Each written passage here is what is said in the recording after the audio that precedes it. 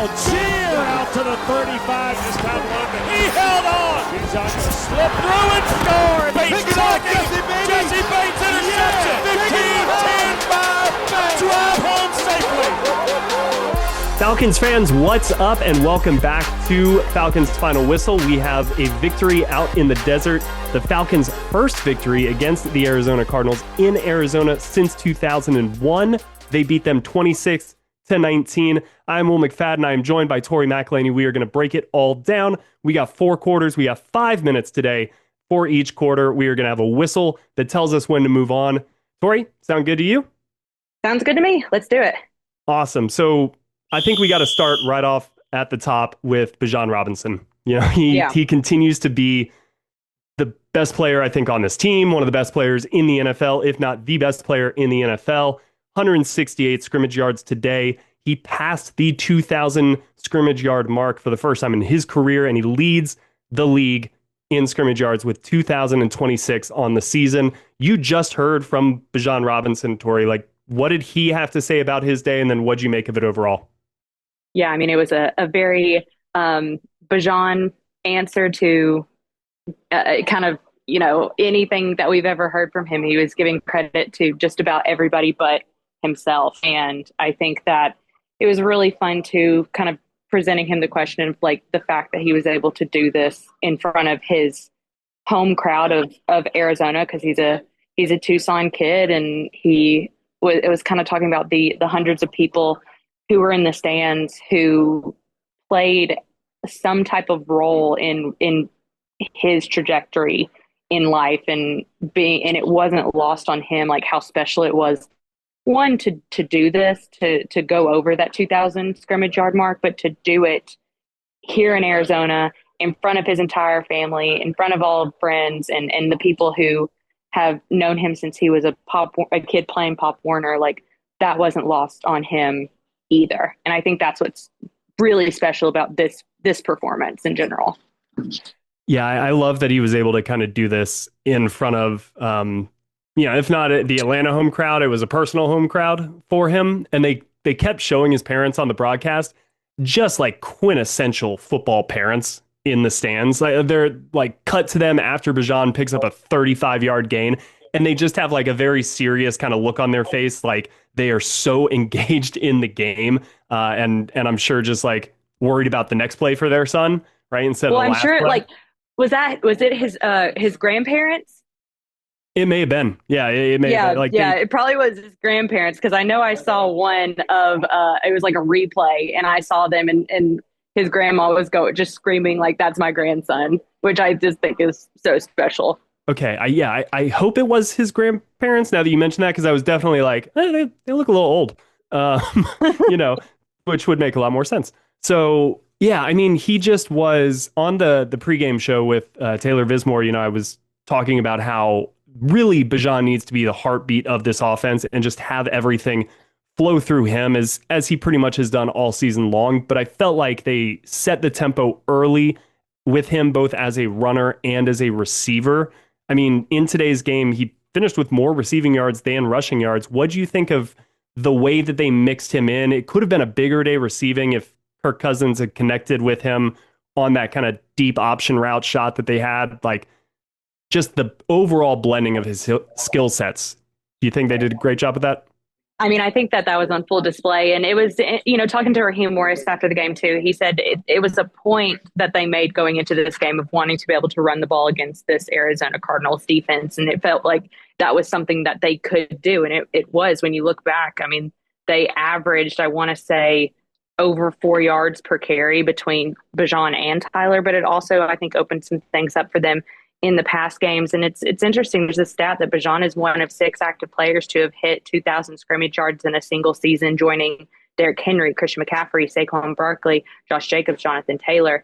And all of those players received all-pro accolades except for Barkley in 2018. And all were named to the first team except Henry in 2024.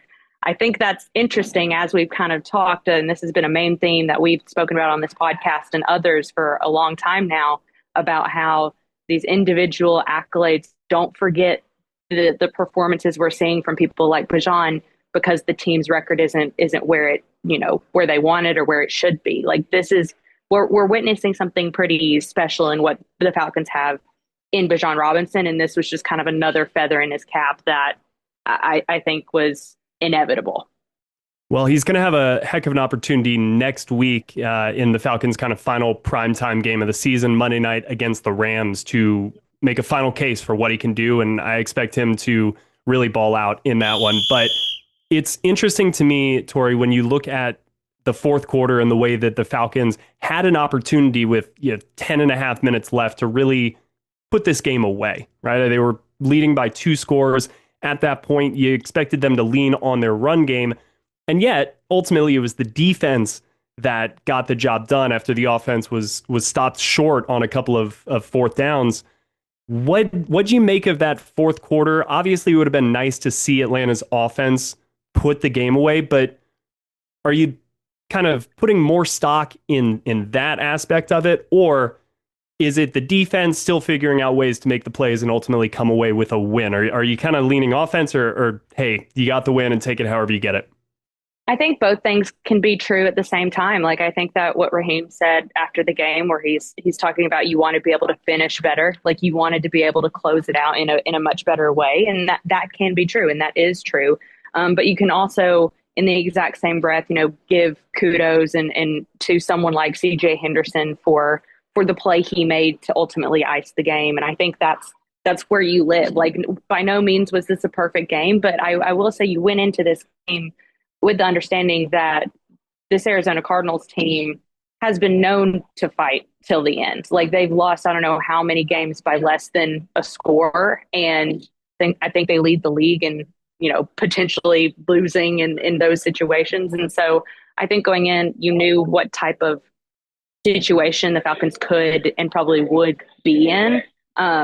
You can simultaneously expect it, but also expect more from the Falcons, especially with the run game and how good it was up until those final few minutes. And like I said, both of those things can and are true at the same time.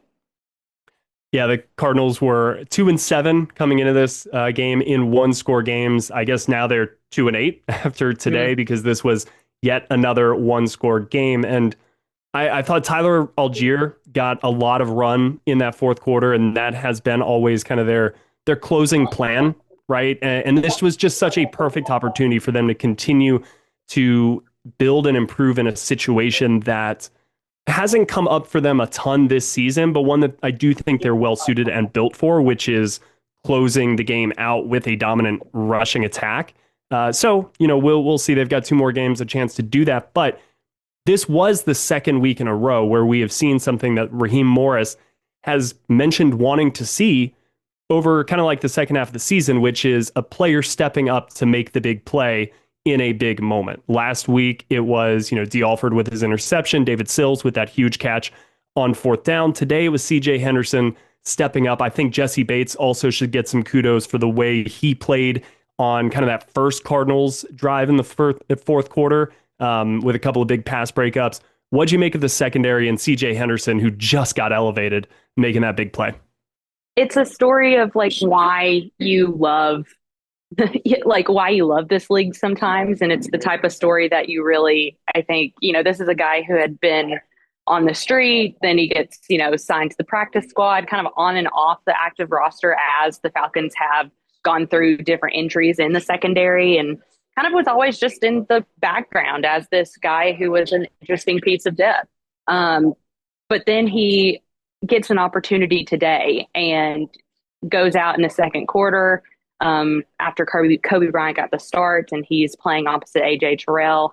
And then A.J. Terrell kind of gets banged up, but he comes back. I mean, there was just a lot of moving pieces, I think, in the secondary today than what we're used to seeing with Mike Hughes being out with that ankle injury. So I think when I look at the performance of C.J. Henderson, that one moment is kind of the moment that you love seeing for guys like that. Do you think, and obviously we don't know the status of Mike Hughes, we'll learn more about that moving forward throughout the week, but with that play and kind of with the way the second half trended, do you think C.J. Henderson now is kind of in line to be that starter across from AJ Terrell if they need to next week? Or I think I mean, I'm going to be really quick on this because Kirk is about to walk in, but I think it's definitely a possibility. All right. Well, we'll see next week. We'll monitor that. You go talk to Kirk, and let's break for a halftime stat.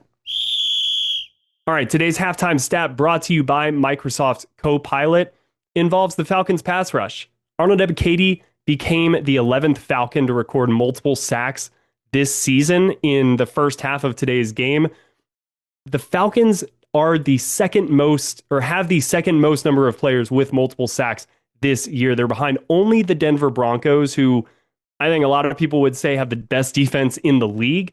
And this is the most players the Falcons have ever had record multiple sacks in a single season since 1982, when they started tracking the sack statistic. So I think coming into the year, we were all looking for that one player, maybe two players who were going to come in and transform Atlanta's pass rush. And ultimately, as a result, it's been kind of the collective group. We've even seen players like LaCale London step up and kind of make their presence known in a way that I don't think many people envisioned before the season started. So that's kind of what I really find interesting, and why I wanted to highlight this stat for you all. Is it has not just been James Pierce Jr. and Jalen Walker coming in and kind of reigniting it. It has been across the board. I really have to give Nate Ollie, Jeff Ulbrich, that entire defensive staff a lot of credit for the way that they are utilizing a rotation to keep guys fresh, and it is really, really apparent as the game wears along. Brandon Dorlus, another half sack today. Like, this group is playing really, really well, and now they're second in the league in number of players who have multiple sacks. And I think that is just something worth celebrating, given where we were a year ago talking about the pass rush. So that is our halftime stat, brought to you by Microsoft Copilot. Keep it rolling into the third quarter. So, Tori, you just heard from Kirk Cousins. He got his number one receiver back today in Drake London. What kind of impact did you see from Drake out there, and what did Kirk say about kind of the offense's play today? Yeah, I think that, Kirk is always very realistic in that he's like, until I watch the tape or, he's like, sometimes he's like, I can be a bit of a pessimist after a win to the point of like, I relate to that. Knowing that, they won the game, but also knowing that there are a lot of plays left out there. He called the miss of Jake Matthews, that touchdown, he called it a soul crushing moment for him. So it was for me too, honestly. Holistically talked about the offense. I think that's the thing, is they did some good things, they did some bad things, but that where he ultimately landed. I do think somebody who did a lot of good things out there, again, was Kyle Pitts, right? He caught another touchdown pass. He's got 5 on the season, a new career high.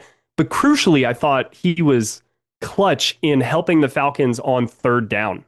4 of his passes came on third downs for a first down, which really was huge when you look at just how the Falcons, their touchdown drives were these long matriculating drives down the field, not necessarily the most like explosive drives.